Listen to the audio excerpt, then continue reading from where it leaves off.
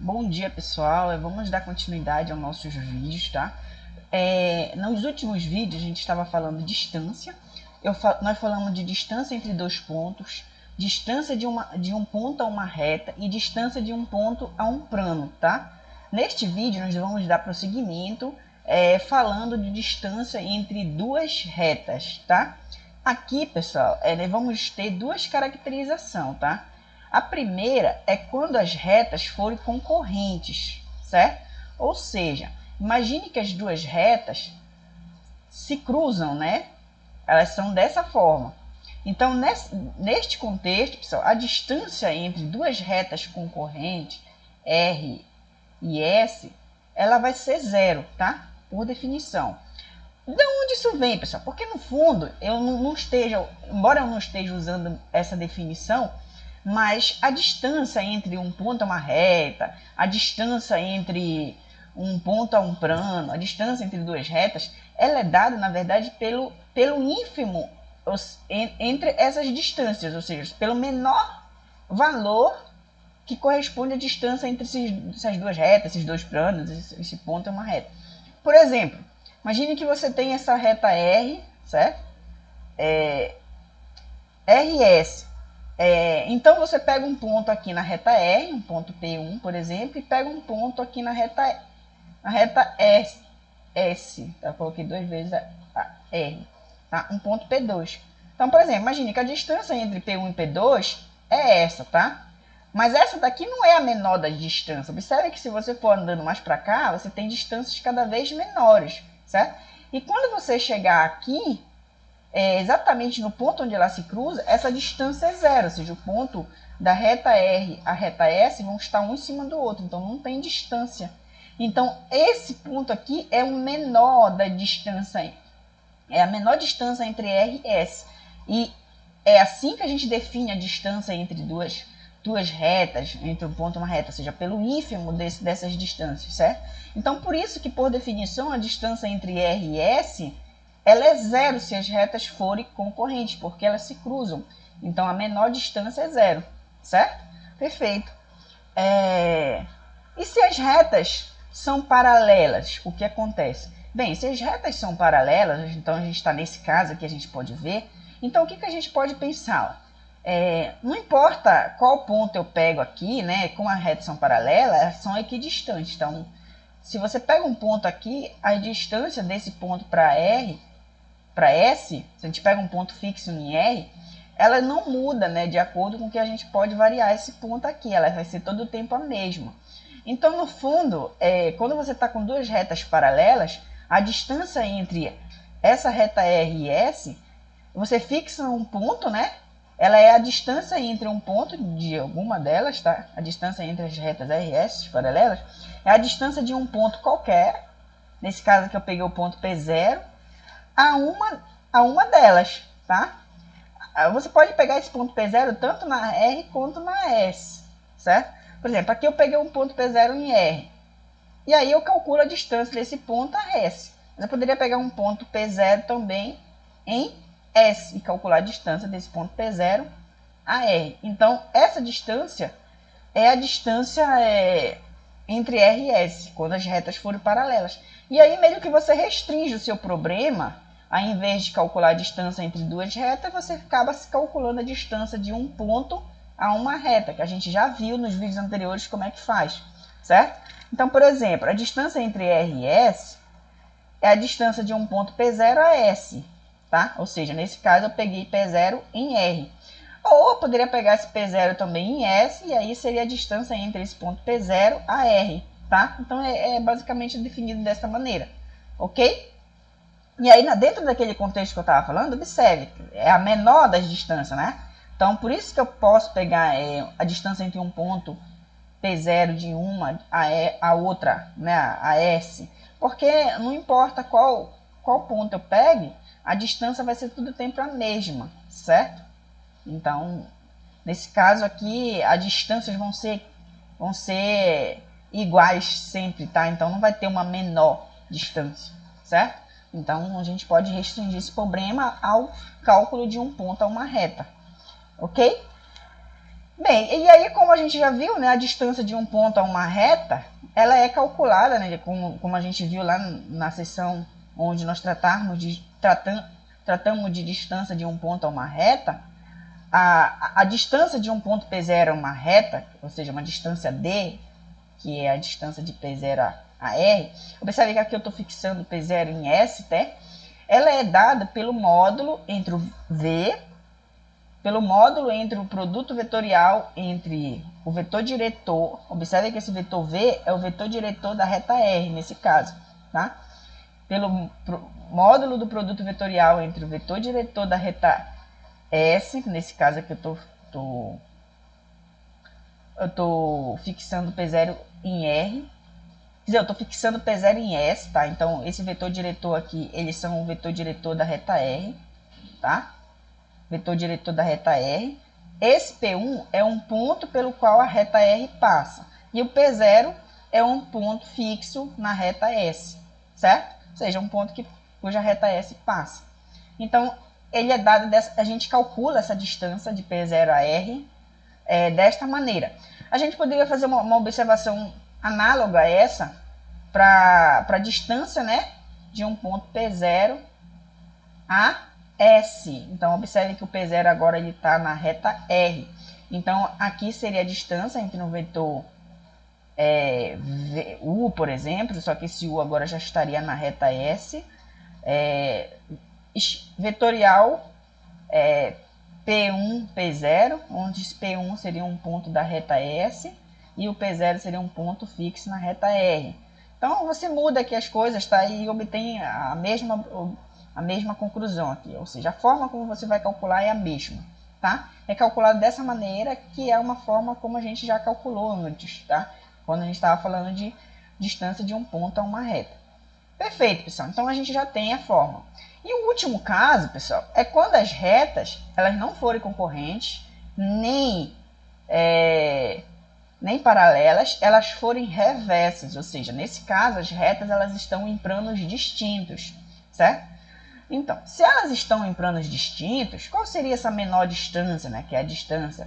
Então, observe que se as retas R e S forem reversas, por exemplo, imaginamos que a reta R é a reta que passa por um ponto P1, que tem essas componentes, x1, y1, z1, e tem a direção de um vetor U, que tem as componentes A1, B1, C1, tá? E a reta R, a reta S, é a reta que passa pelo ponto P2 e tem a direção do vetor V, que tem as componentes A2, B2, C2, certo? Perfeito. Os vetores U e V, e esse outro vetor aqui, P1, P2, tá? Observe que esse vetor P1, P2 é o vetor obtido, determinado pelos pontos P1 da reta R e pelo ponto P2 da reta S, certo? Ou seja, quem é P1, P2? É P2 menos P1, que é dada pela diferença daquelas componentes, né? Ou seja, a diferença das componentes de P2 menos P1, certo? Então, esse é o vetor P1, P2. Bem, o fato é que esses três vetores aqui, ó, o vetor U, o vetor V e o vetor P1, P2, eles acabam determinando um paralelepípedo, certo? Onde, observe, eu tenho uma reta S, essa reta S ela tem a direção do vetor V, bem aqui, tá? Direção do vetor V, e passa pelo ponto P2, perfeito. A reta R, ela tem a direção do vetor U, aqui, ó, e passa pelo ponto P1, perfeito? Só que observe que essas duas retas elas estão em planos distintos. E aí eu determino um outro vetor, que é o vetor P1, P2, certo? Que é determinado por um ponto da reta R e um ponto da reta S. Então, esses três vetores aqui, ó, U, V e esse outro vetor, eles determinam esse paralelepípedo, ou seja, basta que você prolongue aqui segmentos paralelos, né, de mesmo comprimento, mesma direção aqui, tá?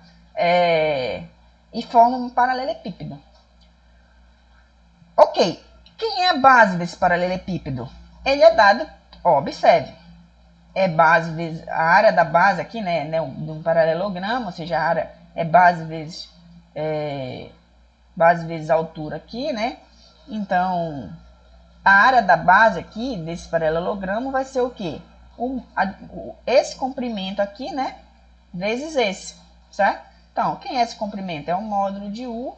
Quem é esse comprimento? É o módulo de V. Então, norma de U vezes a norma de V dá a área dessa base do paralelepípedo.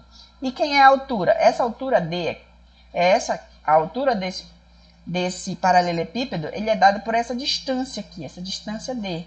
Só que se você for observar, quem é essa distância D? Essa distância D é a distância da reta S à reta R. Por quê, pessoal?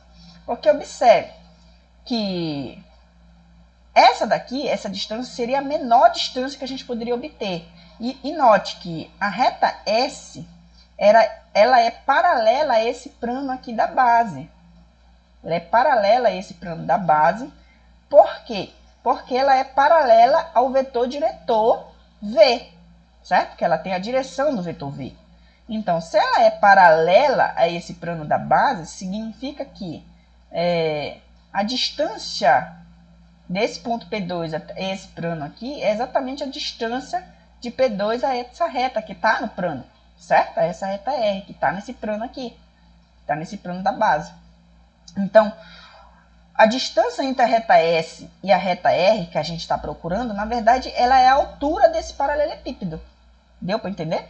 Basicamente, é isso que a gente quer provar. Então, a distância entre a reta S e a reta S e a reta R, que são duas retas reversas, tá? São em planos distintos. Na verdade, ela pode ser calculada pela distância entre o ponto P0 a esse plano, que nada mais é de que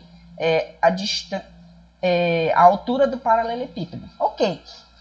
Então, nosso objetivo agora, então, a área da base daquele paralelepípedo e a altura é dada por essa distância D, que é a distância, na verdade, entre a reta S e S. Entre a reta R e S que a gente está procurando. Então, nosso objetivo é determinar quem é esse D. E aí, para a gente determinar isso, como é que a gente vai fazer? Observe que vamos estudar o volume desse paralelepípedo, tá? Então, o que a gente sabe sobre o volume do paralelepípedo? Ele é a área da base, né, vezes a altura. É isso que a gente sabe. O volume do paralelepípedo é isso. Então, é o produto da área da base do paralelepípedo pela altura. Então, o volume, ele vai ser a área da base, que a gente viu que ele é dado pelo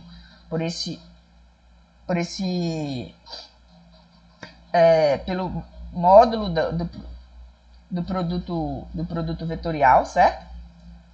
Módulo do produto vetorial. Isso aí a gente viu lá atrás, quando a gente estava estudando o que significaria o módulo do produto vetorial entre dois vetores. Ele dá exatamente a área da base do paralelepípedo. Não sei se você ainda se lembra, lá atrás, nos nossos vídeos, a área da base do paralelepípedo ele pode ser calculado pelo produto vetorial entre o vetor U e V.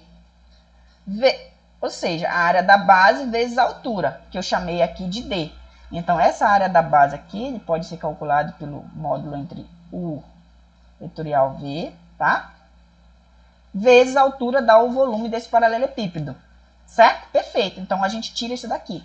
Aí, agora eu chamo a atenção de novo para outro fato que a gente estudou lá atrás, quando a gente estava falando de interpretação geométrica do módulo do produto misto. Não sei se todos se lembram.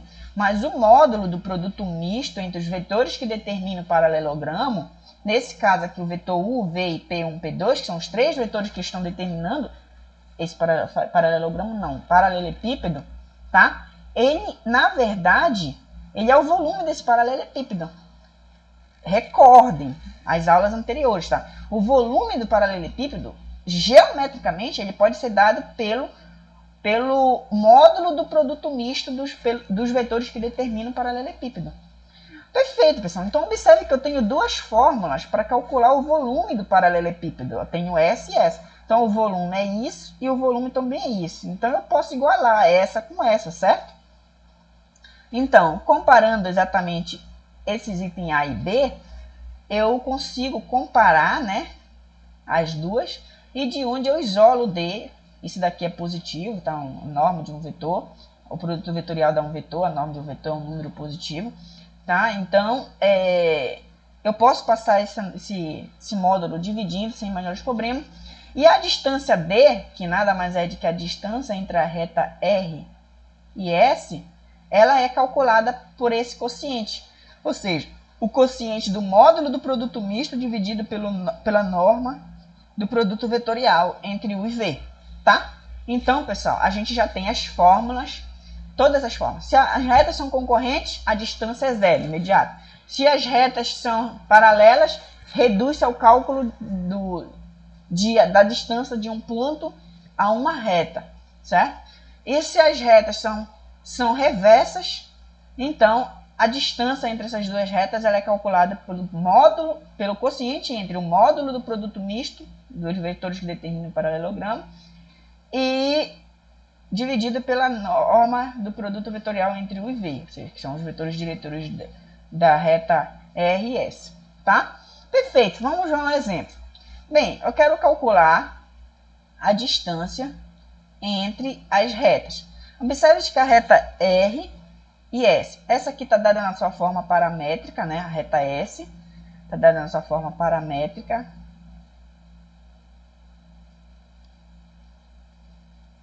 Perfeito. E essa daqui está dada uma espécie de mista entre o y é 1 constante, tá? E aqui meio que está dado de uma forma simétrica, tá? Observe que tem um aqui embaixo. Bem, pessoal, então vamos tirar os nossos dados. O que a gente precisa? A gente precisa saber quem é o ponto P1, né? Ó, observe, a gente precisa saber quem é o ponto P1, quem é o ponto P2, quem é os vetores diretores da reta, U e V. É isso que a gente precisa. Então, na reta R, observe, quem é o ponto P1? É um ponto que a reta passa, certo? Então, o Y, observe que ele é todo tempo 1. Então, a gente já tem.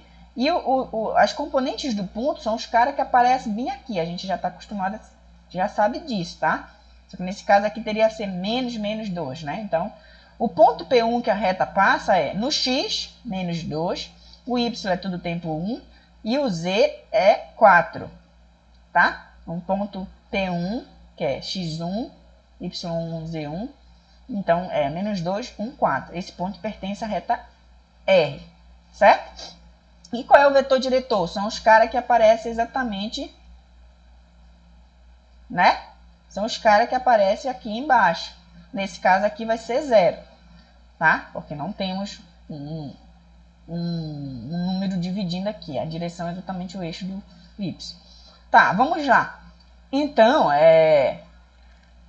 o vetor diretor dessa reta é exatamente 1, olha, observe, 1, 0 no Y e menos 2 no Z. Então, esse é o vetor diretor da reta S.